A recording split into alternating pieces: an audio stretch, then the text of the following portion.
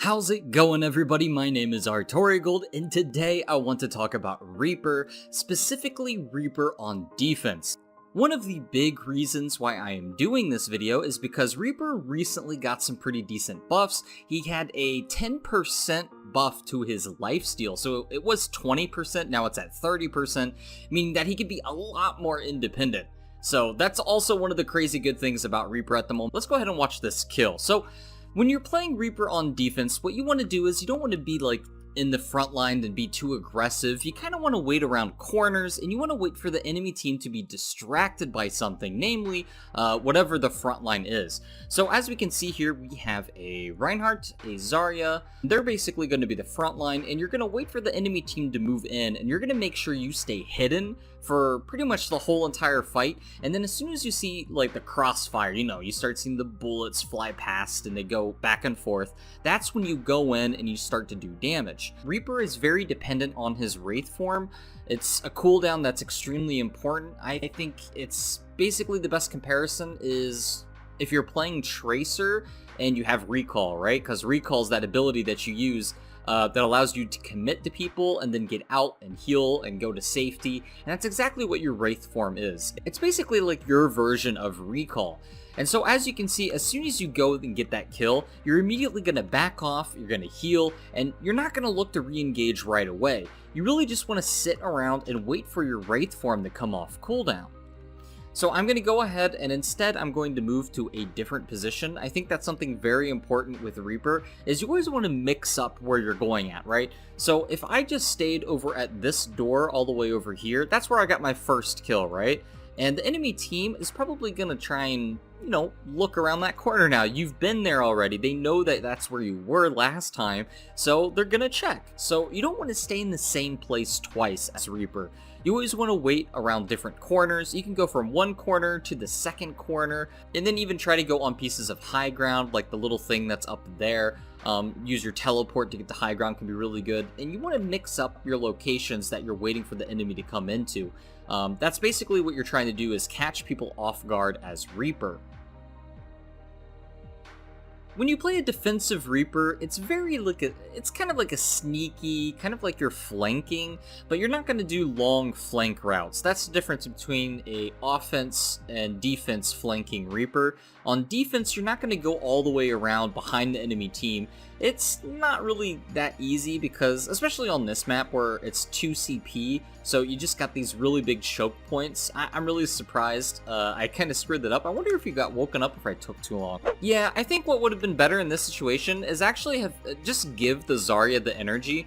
Because it doesn't take that long to just, shoot into a bubble to break it, especially at this range as a Reaper. And then from that, I could have broken the bubble, then I could have immediately gone into the headshots on Reaper while he was sleeping, and I think giving the Zarya energy for the trade on the kill there would have been more beneficial in that situation. And instead, he gets a Wraith form, and he gets out, and I think all around it would have been better for me to do that. I do pick up the kill on him, which was good, but ultimately I think we could have improved by just breaking that Zarya bubble. Would have been a lot more beneficial. Sometimes it's better to destroy the Zarya bubble and to go for a kill rather than to sit around and wait.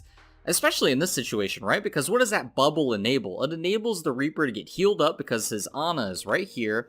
She's going to throw a nade on me, healing him and antiing me, forcing me to use my Wraith form because I'm not able to lifesteal. And it's kind of dangerous just being antied in general. So using my Wraith form will cleanse that of me.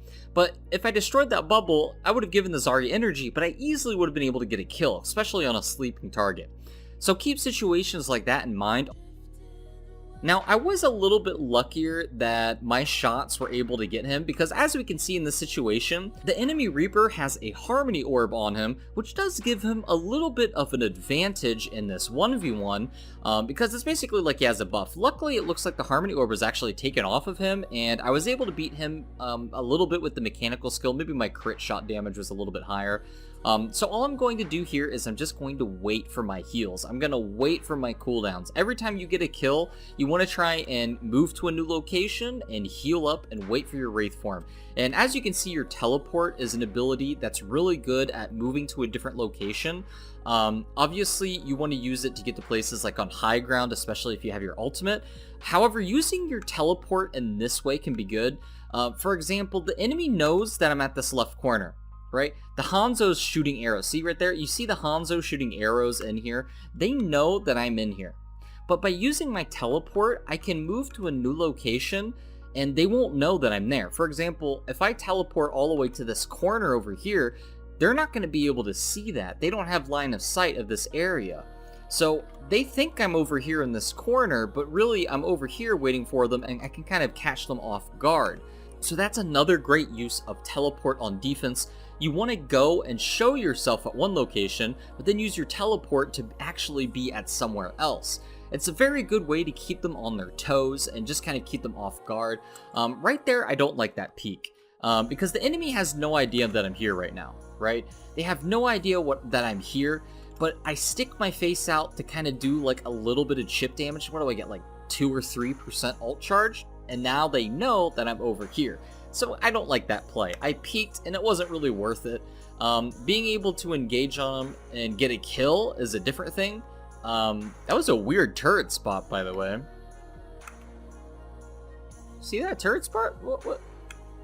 Oh, it's a weird angle of that turret. See that? That's weird. So, shooting at a turret isn't Reaper's job. Fighting this Reaper in another 1v1 would be great if I'm able to get the kill. Yeah, backing off is good. He has the health pack. Getting this Hanzo is huge. I don't have my Wraith form though, and that's a pretty big disadvantage. Being able to get that kill on the Hanzo was good. Letting that Reaper get away with 1 health was devastating. If I was able to kill that Reaper with 1 health, then I would have been the one to go get that health pack instead of him, and then I could have gotten the Hanzo kill, and in that situation, I definitely would have had this 3% charge towards my ult, and then I could have used it on the point, potentially on whoever was live. It looks like the rest of my team kind of loses, not to the Reaper or not to the Hanzo, but rather to the Torb, Zen, or Zarya, so it wouldn't have had that much impact. But I should have been able to kill that Reaper. That Reaper lived with like 1 health. I think a melee attack would have made the difference with that one. So here, I'm kind of looking to use my ultimate. So I want to stay on the high ground. And as you can see, I hit tab, and I think we had like 5 or 6 ults. I want to make sure I use my ult, but I don't want to use it in combination with like every single ult. Because then we got 5 minutes to defend this point. And if we use 6 ults in order to do so, it's going to be kind of devastating. So here I'm going to back off, use my, probably teleport to the high ground here, and I'm going to be looking for places. It was really lucky of me that the Torbjorn was missing all of those shots. So here, I'm going to go for a Death Blossom. Yeah, this is a good Death Blossom. What I love about Death Blossom is not only is it a really strong ability, but you get the lifesteal from it as well. Meaning that you have a lot of sustainability if you hit more people with your Death Blossom. And now that your lifesteal got buffed by another 10%, it means that you have basically you have 10% more survivability when you use your ult on enemies, because now you're getting more lifesteal from it. So pretty much all around, Reaper got some pretty decent sized buffs when that patch hit. I wouldn't say Reaper is in a weak spot right now. I think he has a very specific job, and he does that job very well. The problem with Reaper, and why you don't see Reaper picked more often, is because he is very easy to counter. I mean, you could basically just go Fair Mercy, and Reaper's not going to be able to do anything against that, right? And that's kind of the big weakness to Reaper. And then again, there's also Hanzo and Widowmaker that snipe, and depending on what your playstyle is, or rather if you're like offense or defense, you have a pretty bad chance against snipers too, because you're especially on defense. If the enemy team is running snipers on offense, you have to put in a lot more work to try and kill them, and the snipers will have things like grapple hook, sonar and infrared and wall climb and dash, and they also will probably be in like positions where it's really difficult to teleport to them. It's risky to teleport to a sniper, right? If you try to teleport to a sniper, it's very easy for them to just kind of see you coming and then one-shot you with a headshot. So some of the things I'm doing is I'm not committing to any fight here, right? So that Hanzo, he probably has a sonar arrow somewhere, so I'm trying to just like not peek him too much. I'm doing some chip damage. Going for this Reaper who slept on the ground is perfect. You pretty much one-shot execute anybody with a headshot. I'm really surprised I didn't kill that Zarya right there. She had really high energy, but I figured that my damage up close, you know, maybe I should have just gotten even closer. If I got a little bit closer to her, I probably would have had more damage from my shotguns, which would have meant more lifesteal, and I think that was my mistake with that one. I don't think it was wrong for me to challenge that Zarya. I think Reaper usually can beat 1v1 situations at that range every single time. I think my mistake was that I wasn't close enough. If I was closer, I could have also gone for headshot damage, which would have been like gigantic. That would have been the best case scenario for me. Getting headshots at close range with the Reaper is devastating. So Torbjorn is an extremely easy target, and as you can see with the defensive Reaper playstyle, I'm just letting them come to me. I'm not doing any of the legwork here. I want the enemy to come to me. I want to kind of catch them into a net. I am the net. Reaper is the net. You let the enemy team come towards you, you catch them, and then you kill them, and you Wraith form out of there, and then from there you basically just rinse and repeat. So like that Torbjorn, I don't know what he was thinking. He was just riding this elevator lift, right? And he had no idea that I was up here, and you basically just kill him instantly. And because Torbjorn's just so unaware of it, you get that surprise, especially on a character like Torbjorn who has no stun or survivability move or mobility move, right? He has almost no chance. Compared to a McCree who could flashbang and kill you, you are able to use Wraith Form to kind of like predict a flashbang and then kind of dodge it that way. But overall, if you do that, you have to make sure that you get the kill. This, again, is what I'm talking about. You let them come towards you. I don't know why he decided to come up here. Like, I shot him right there once, right? The Hanzo should be like, alright, I got hit by something. I'm not safe here. And then he tries to climb up, and he comes right into that net, and you're able to just do damage to him as he comes to you. And that's exactly how the defense Reaper is played. You let the enemy do all of the legwork. You don't really have to walk towards them and worry about it. And then if you get into a dangerous situation, always Wraith Form out. Don't commit. I mean, obviously, I could have used my Death Blossom there, but there was no need for me to do that. So let's look at the situation. I recently just killed a Torbjorn, and I recently just killed the Hanzo, so there was no need for me to use my ultimate because it was a 4v6. We pretty much already won this fight. So we're already up 2 people, and I'm pushing here. And so what's going to happen here is the enemy team is all immediately going to look at me. Oh, it looks like the Torb respawned at this point. So the Torb's here, so they're down 1 person. We killed the Hanzo, so it's basically 5 versus 6. The McCree's really out of position. He's 1 HP.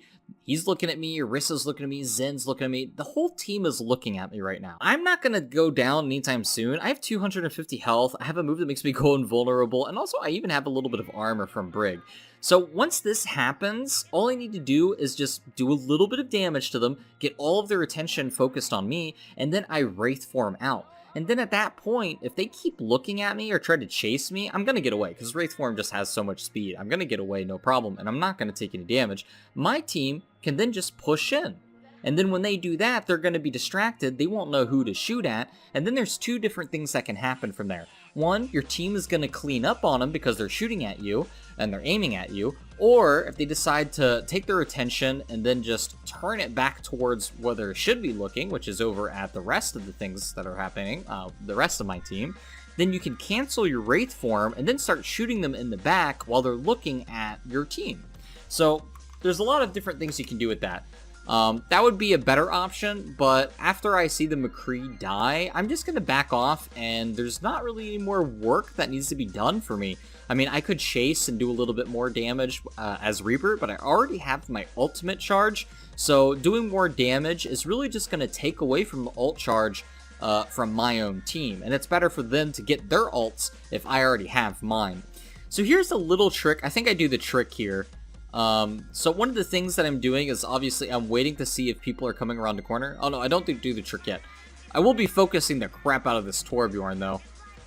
Canceling your Wraith Form is good because it does refill your ammo, by the way, so it's a nice little trick you can use to just get your ammo back. My team just team wiped them, which is really good. We're running a very strong team comp. They're running a Torbjorn, which is quite ineffective in this situation, and we have a Pharah.